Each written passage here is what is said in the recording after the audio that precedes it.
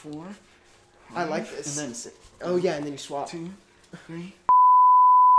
We've seen damage dealers and supports, and now it's time to determine the best bruiser of all time in Summoner's War as decided by Twitch chat. You guys. You voted. Don't shoot the messenger. And remember, the concept of bruiser is tracked down to dictionaries and history. No, just kidding. We made it up. We said so. And intellectually driven selection order.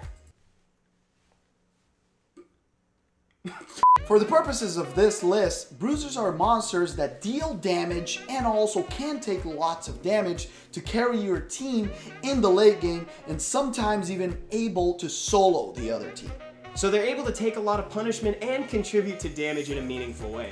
So the majority of these monsters will be built tanky, so without attack on slots 2 and 6, and the majority of them will also have crit damage on slot 4, with a few exceptions that deal enough damage based on their passives or other skills that they don't need to be on crit damage. And that's a great segue into our first entry, number 10, it's Artamiel.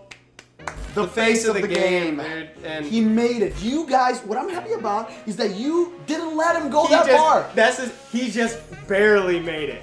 Like, we helped him in. We helped him in. Let's say that we gave him the aerial treatment. So if we want to be honest, this is a top 8 plus 2, and we decided. Tell them they don't need to know. You're right. They don't Only need to people take that this watch out. the Don't put that in the video.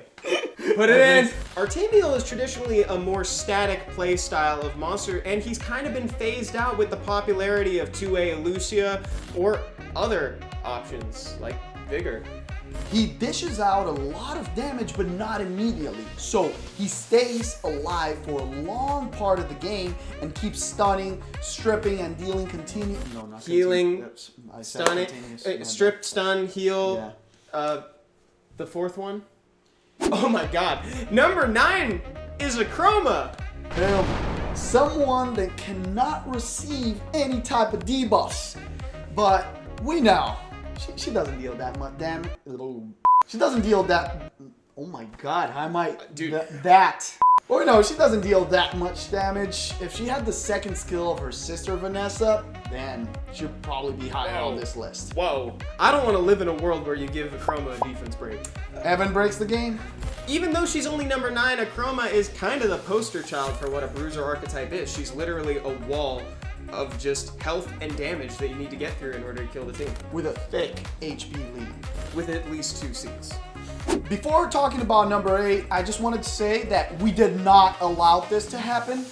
The chat did. And this is not a series of 1v1s either. This is about history, cultural impact for Summoner's War players. So bear in mind that their current relevance in the RTA meta, Guild Wars, what have you, might not be all that's being taken into consideration. So with that said, number 8 is Camilla.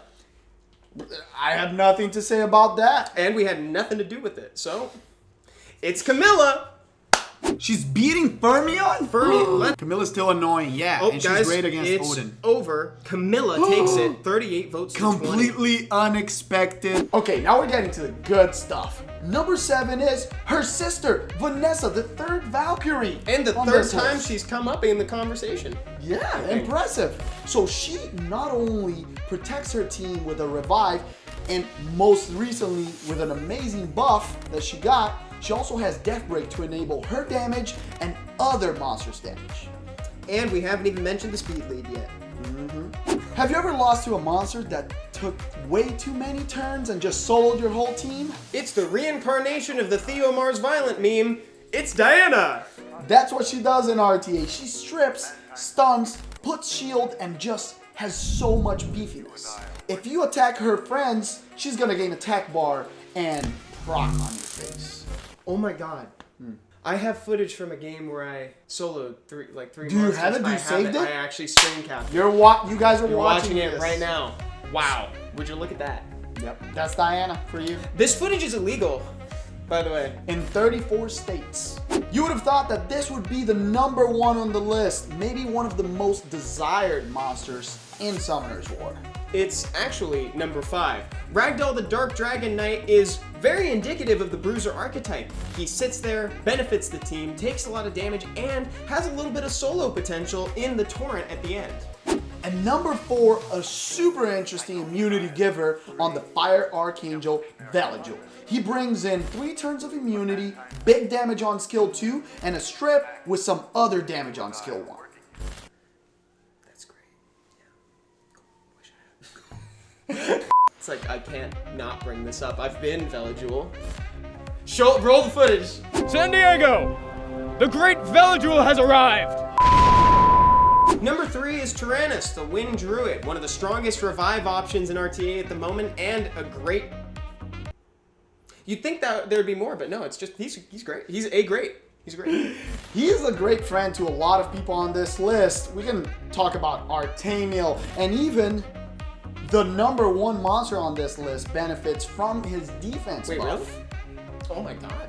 Great. He does. Greatly. It's a combo. This was one of the favorites to win the whole thing from the start. You identify 2 out of the 32 monsters in the 2 brackets, and you're like, these guys have the potential to take the whole thing. And Leona. they did. Yeah, they did. Leona at number 2, surprisingly, a monster that has her passive, making her attack and defense be the same. So you can just stack your monster on one of those attacks and crush your opponents if they don't have Death Break or bombs, because every time they touch you, they give you a shield. Remember. Watch out for the president. And buff block. This is very good against her. Ooh, that's a, yeah. Wow. Chiwu. Chiwu is really good against that. Oh, she has 100% stun. Oh my god. Yeah. And number 1, the top that cannot stop, it's Feng Yan. The infinite rotation panda. He death breaks your team and crushes them. He even kills Mijos. How couldn't he have won this? He solos the solo queen. We've all been soloed by a Feng Yan, and it hasn't been the last time that we've been soloed by one either. Plus, he's got a lot of history in the game and a lot of love from all the people in Twitch chat. But that's the list that was decided on by all the viewers on that Wednesday. Why did you talk about the day? Who cares? Who cares what the day is? Yeah, Do you guys think anyone's missing from that? Yeah, whatever. Like